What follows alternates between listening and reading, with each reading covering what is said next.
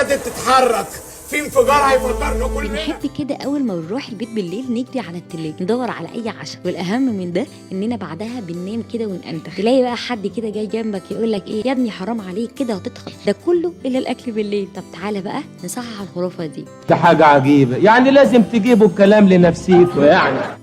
في مجلة ألمانية قالت إن الناس اللي بتفضل طول اليوم بتاكل أصلا أكل غير صحي هم دول اللي وزنهم هيزيد.